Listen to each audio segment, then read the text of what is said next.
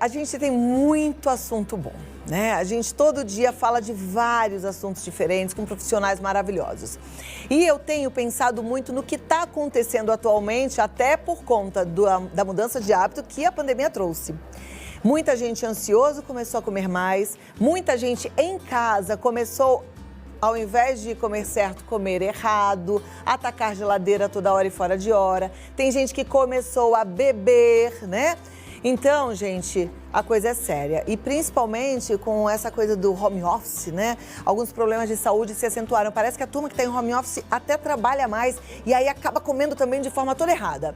Aí vem os distúrbios digestivos. E como o dia 29 de maio, que está chegando, é o Dia Mundial da Saúde Digestiva, o Vida Melhor traz esse assunto aqui no nosso bate-papo de hoje. Para a gente saber tudo o que envolve a nossa digestão, quais são os sintomas de alerta e quando procurar ajuda médica, eu recebo via Skype o gastrocirurgião endoscopista Eduardo Greco. Boa tarde, doutor. Como vai? Olá. Que Olá, bom amiga, vê-lo. Boa tarde. Eu que agradeço sempre participar do seu programa maravilhoso, né? Sucesso total. Obrigado, viu? Obrigada, é uma alegria pra gente, obrigada pela sua disponibilidade. Doutor, eu acho que todo mundo já teve um sintoma de desconforto por conta da má digestão, né? Ou uma azia, ou uma queimação, às vezes um refluxo. Quais são os sinais de alerta? O que realmente pode representar uma doença? Sim, isso é muito importante, né? E você iniciou muito bem o programa, né, Cláudia, passando, que o pessoal hoje, com a história do home office, muitas pessoas trabalhando muito mais, a ansiedade é grande, as informações e a Covid continua aí trazendo as pessoas, né, num estresse muito importante, quebra da rotina, isso é fundamental, então a pessoa para de ter aquele horário do café da manhã, o horário do almoço, tá em casa, passa toda hora. Então a primeira dica que a gente passa para as pessoas é estabelecer uma certa rotina, né? Tentar manter aquele horário do café como se você estivesse saindo para o seu trabalho, evitar o tempo todo modificar a sua alimentação. Não é porque está em casa que todo o tempo é a comida embutida, é a comida que pede no fast food, porque a partir daí a pessoa vai começar a sentir os efeitos no organismo, que é o que você disse. Quais são esses sinais, né? Começa a ter má digestão, começa a dormir mal, começa a ter aquele estufamento, a barriga estufada, inchada.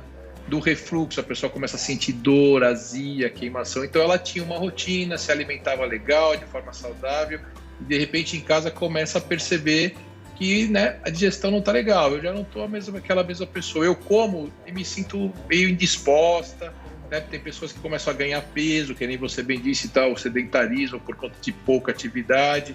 Então a pessoa precisa perceber isso. Sentiu que está começando a mudar, como você disse, esses primeiros sintomas, né?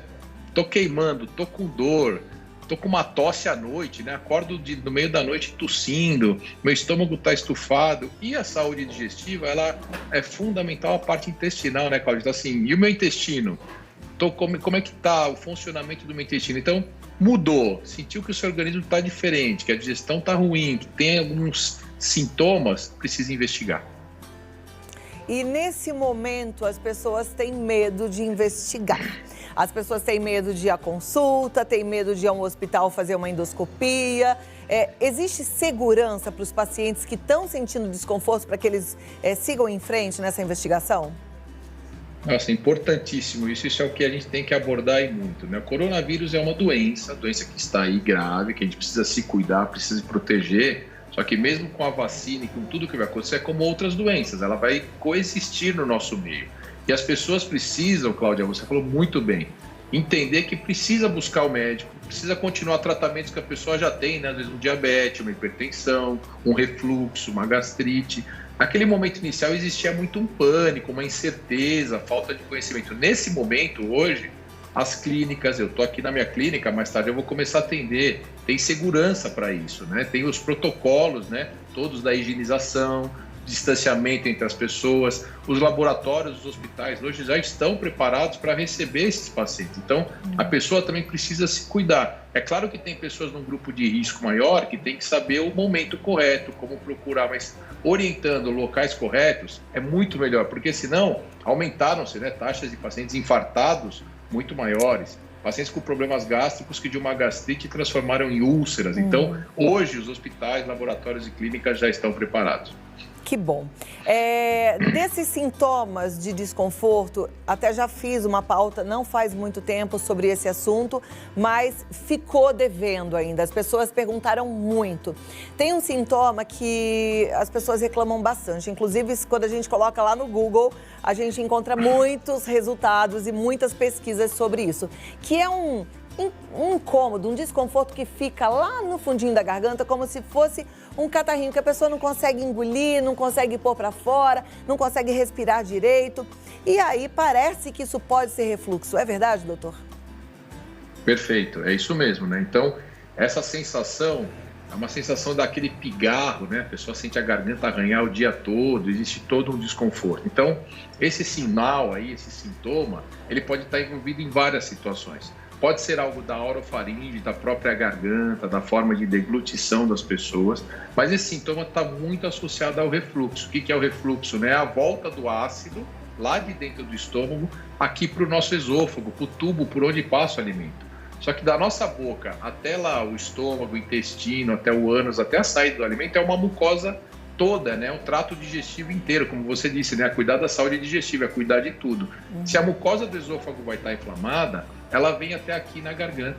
Então pode ter um edema, pode ter um inchaço, se a pessoa sente o dia inteiro, precisa ficar engolindo uma secreçãozinha, aí é importante, como você disse, endoscopia, né? Procurar um profissional, não pode ficar tomando qualquer remédio, né? Minha amiga tomou tal remédio, eu também vou tomar, porque esses remédios hoje são muito potentes, são bons. Só que às vezes pode mascarar uma doença, uma patologia mais grave, um câncer, alguma outra situação. Então, procure o colega médico, faça os exames necessários. No caso do refluxo, né, você faz uma endoscopia digestiva primeiro, depois você investiga com manometria, pH-metria, se realmente se identificar isso, e aí vai tratar de forma correta. Tratar clinicamente com remédio, tratar por endoscopia, tratar de forma cirúrgica, de acordo com a sua doença, tá bom? Ok, eu vou abrir para as perguntas, daqui a pouquinho eu volto, Legal. Deixa a turma organizar aí. Se você já mandou sua pergunta, ótimo, se não mandou no 11 9 50 45 18 40, porque aqui assim, é interação, você faz parte do programa, é para você que a gente está aqui, tá? Agora vamos voltar aqui com o doutor Eduardo Greco e com as perguntas, doutor. Já temos perguntas, vou pedir para a produção já colocar na tela, assim a gente já vai ajudando a turma que está em casa. Mas Tati tem uma pergunta? A Tati quer fazer uma pergunta?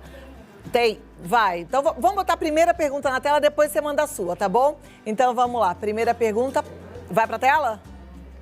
Vai ou não vai, gente? Vocês estão me enganando. Querem que eu faça a primeira pergunta da... Fala, Everaldo. A turma toda tá querendo saber aqui do som. Uso contínuo de antiácido, o Everaldo está perguntando, que encontra em qualquer lugar. Tem muita gente que faz uso contínuo de antiácido. Boa, Everaldo, isso é importante a gente passar essa informação. Os antiácidos, né, o inibidor de bomba do tipo omeprazol, que é geralmente o mais comum que as pessoas utilizam, eles estão sendo usados de forma corriqueira. Isso tem que tomar cuidado. Existiram alguns estudos que mostraram que ele tinha relações com câncer, etc. Isso não existe, é um estudo muito ruim, isso as pessoas podem ficar com uma tranquilidade. Porém, a longo prazo, o antiácido, o inibidor de bomba, né, o omeprazol, ele traz alterações na absorção, porque como ele diminui a acidez gástrica, vai fazer uma alteração de absorção.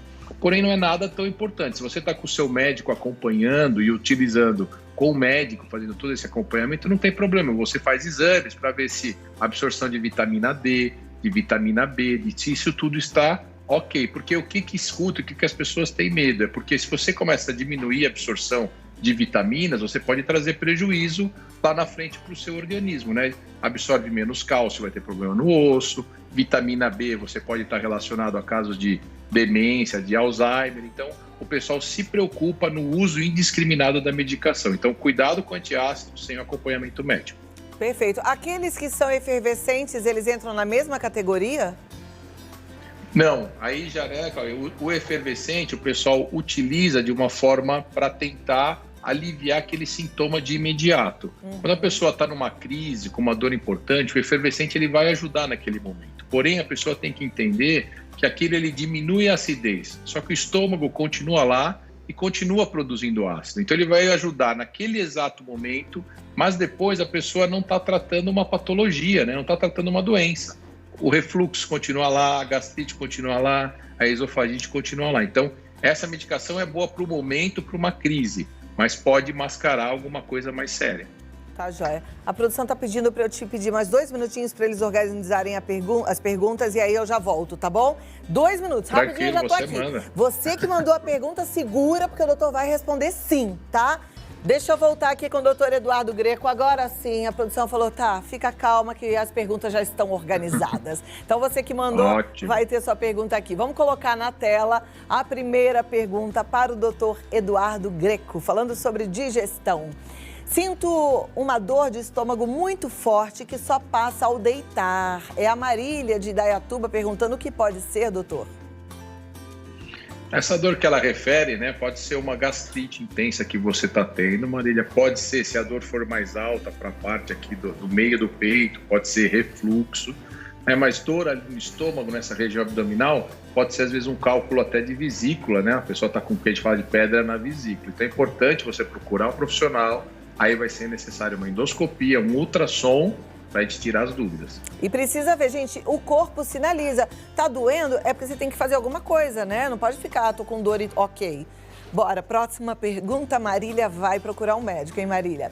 Maurício de Fortaleza, quais alimentos devemos evitar para não ter muita acidez no estômago?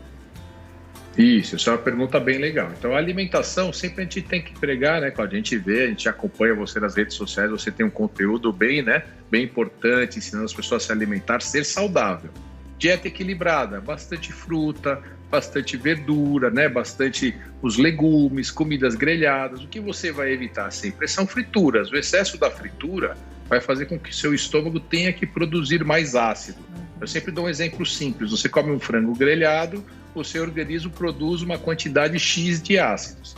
Se você empanar esse frango, colocar farinha, coloca queijo, coloca molho, vai ter que produzir 10 vezes mais ácido. Então, tudo que é fritura, tudo que é gorduroso vai exigir uma acidez maior. Então, para evitar esse excesso de acidez, alimentação saudável, equilibrada.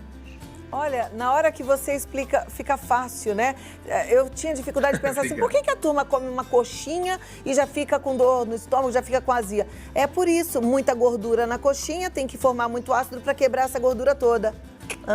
Perfeito. Peguei. É isso daí. Próxima pergunta, vamos para a tela, então.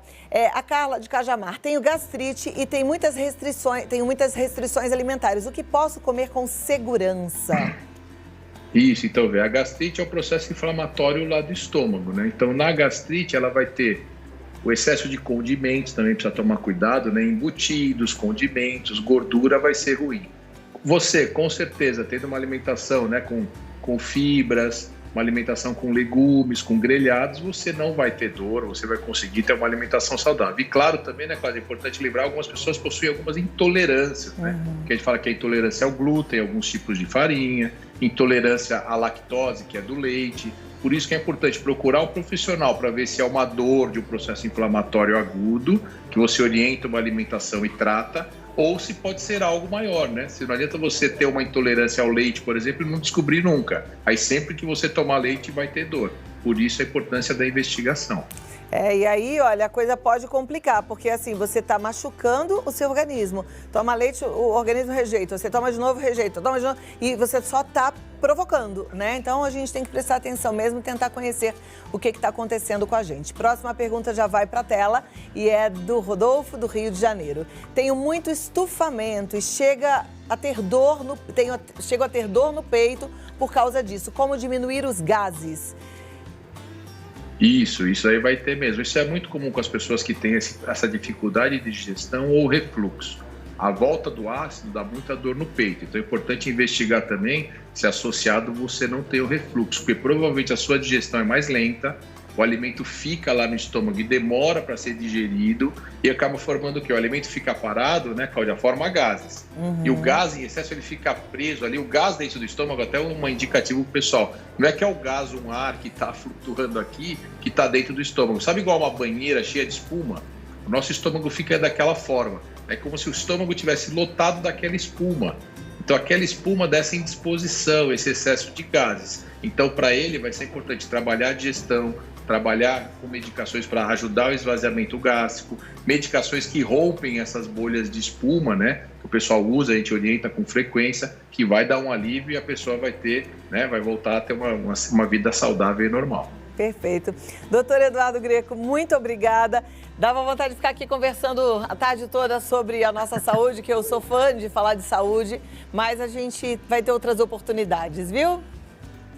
Eu que agradeço, Cláudia. Obrigado. Sabe que eu sou seu fã também. Parabéns pela sua ação na rede social. Ontem uma bela live, eu sempre acompanho. E parabéns pelo seu programa. Estou sempre à disposição. Um forte abraço a todos. Muito obrigada, muito querido. Tchau, tchau. Vou passar seus contatos. Tchau, tchau. Gente, é Instituto Endovita, com 2Ts.com.br, tá? E rede social do doutor, o Instagram dele é Eduardo_Greco, com 2Cs. Eduardo_Greco, com 2Cs. Ele falou das lives, tem hoje de novo, ensinando a turma a ganhar dinheiro com a internet, 8 da noite, não perca.